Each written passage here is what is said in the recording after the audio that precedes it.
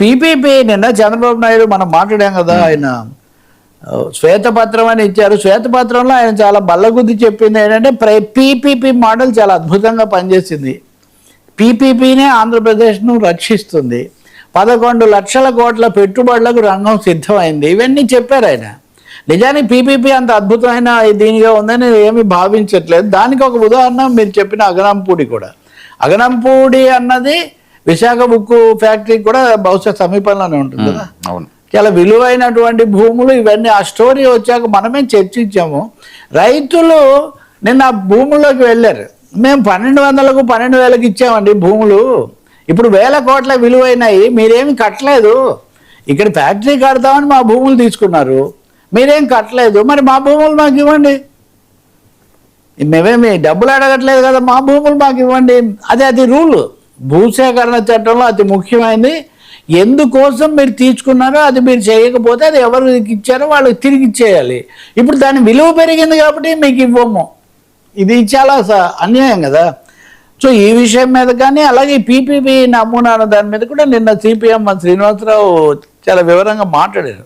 ఒకటి, ఈ పీపీపీ నమూనాను చంద్రబాబు నాయుడు ఇప్పటికి కూడా దాన్నే నమ్ముకొని దాన్నే మీదే ఆధారపడి ముందుకు పోవాలంటే ఇది అవాస్తవికమైంది. చాలా చోట్ల సమాజ ఆస్తులు, ప్రజల వనరులు ప్రైవేట్ పరమైపోతున్నాయి, జరగాల్సిన ప్రయోజనాలేమో జరగడం లేదు, వాగ్దానాల అమల్లో సమస్యలు పరిష్కరించడంలో కూడా చాలా వైఫల్యం ఉంది. వాటి గురించి ఆలోచించే బదులు ఈజ్ ఆఫ్ డూయింగ్ పీపీపీ ఆ మంత్ర జపం చేస్తే మటుకు ఉపయోగం లేదు.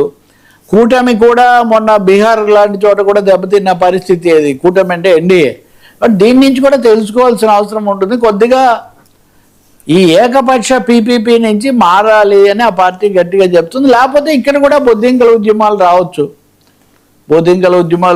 రైతుల ఉద్యమాలు రావచ్చు అన్నది సిపిఎం నాయకులు చెప్తున్న హెచ్చరిక. సరే, అన్ని పార్టీలు అప్పుడప్పుడు చెప్తున్నాయి కానీ. సార్, మెటాకు అల్టిమేటం బెదిరింపులు ఉద్దేశం అదేనా? మెటాకు ప్రధానమంత్రి మోదీ గారి వీడియో టేక్ డౌన్ చేశారు, ఒక గంట సేపు చూపించకుండా చేశారు అని వాళ్ళకు ఇది ఇచ్చారు కదా.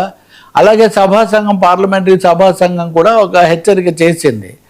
జూకెన్బర్గ్ వాళ్ళ అధినేతగా ఉన్నటువంటి అతను స్వయంగా వ్యక్తిగతంగా క్షమాపణ చెప్తే తప్ప కుదరదు అని ఒక హెచ్చరిక కూడా చేసింది పార్లమెంటరీ సంఘం. కానీ ఇప్పుడు రాజకీయ పరిశీలకులు చెప్పేది ఏంటంటే ఇది కేవలము మోదీ గారి వీడియో వేయకపోయినందుకే కాదు, ఈ బొద్దింకల తిరుగుబాటు అన్న దానికి ఇంత విస్తృత ప్రచారం రావడానికి కారణం ఈ సోషల్ మీడియా ప్లాట్ఫామ్సే. భారీ ఎత్తున ఈ ప్రచారం చాలా ఎక్కువగా ఇచ్చేసి ఇవి దాదాపు ప్రచారకర్తలుగా మారడం. ఇది ఎవరో అన్నది కదా, రాజ్దీప్ సర్దేశాయ్ లాంటి కీలకమైన ప్రముఖమైన జర్నలిస్టులు కూడా చెప్తున్నారు. సో ఈ సోషల్ మీడియా ప్లాట్ఫామ్స్, మీమ్స్ రకరకాలవి వచ్చేసి ప్రభుత్వాన్ని నవ్వుల పాలు చేస్తున్నాయి. ఇప్పుడు దీనివల్ల ఈ సమస్య వస్తుంది కాబట్టి మెటాకి ఒక అల్టిమేటం ఇస్తున్నారు, ఒక విధంగా బెదిరిస్తున్నారు, ప్రభుత్వం ఒత్తిడి చేస్తూ ఉంది. మీరే కనుక ఇలాగే చేస్తే, ఆందోళనలు నిరసనలకు కనుక శృతి మించిన ప్రచారం మెరిస్తే మటుకు మేము సహించేటటువంటి అవకాశం ఉండదు, మీకు కొంచెం పీక బిగించడానికి మాకు చాలా పద్ధతులు ఉన్నాయి, ప్రభుత్వం అధికార వ్యవస్థ నిబంధనలు ఉన్నాయని చెప్పి ఒక ఒత్తిడికి గురి చేస్తూ ఉన్నారు.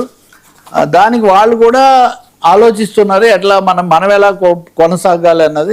అది ఒక ముఖ్యమైన విషయం. ఎందుకంటే ఇప్పటివరకు చాలా విషయాల్లో మనం సోషల్ మీడియా ద్వారా వస్తుంది, ఇక్కడ రాకపోయినా అక్కడ వస్తుంది కానీ వాటిలో కూడా రాకుండా చేస్తే ఇప్పుడు చాలా వాటిని టేక్ డౌన్ చేశారు.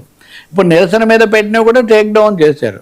సో వాటి మీద ఒత్తిడి చాలా పెరిగింది అనేది ఇక్కడ ముఖ్యమైన అంశం. పార్లమెంట్లో కూడా ఈరోజు తీవ్రంగా 1-2 సార్లు గొడవ జరిగింది. ఇది అయిన తర్వాత 1-4 ఆరోపణలు వచ్చిన తర్వాత ప్రభుత్వము చివరకు కిరణ్ రిజిజు, రాహుల్ గాంధీని ప్రత్యేకించి పిలిచి మాట్లాడి ఎలా ఎజెండా ముందుకు తీసుకోవాలి ఇట్లాంటివి కూడా చెప్పారు. సో ఈ సమయంలో అతి ముఖ్యమైన ఆరోపణ వాళ్ళు చేసింది సైనిక్ స్కూల్స్ ఆర్ఎస్ఎస్కి అప్పగించే ప్రయత్నం చేస్తున్నారని రాహుల్ గాంధీ ఆరోపించారు. ఇవన్నీ చాలా సంచలనంగా సంవాదాలుగా పార్లమెంటు నడుస్తోంది, పనులు అయితే ముందుకు పోవట్లేదు. అతి ముఖ్యమైనది బీహార్లో ప్రశాంత్ కిషోర్ నెగ్గిన తర్వాత ఎన్డీఏకి ఎదురుగాలి అనుకున్న తర్వాత తొందరగా నియోజకవర్గాల పెంపు బిల్లు ఆమోదింపజేసుకోవాలి, ప్రతిపక్షాన్ని ఏదో ఒక విధంగా ఒప్పించి ఈ ప్రయత్నంలో వాళ్ళు ఉన్నారు. ఇవి చివరి లేకపోలే టైంలో సార్ క్షుద్రపోతు యుద్ధం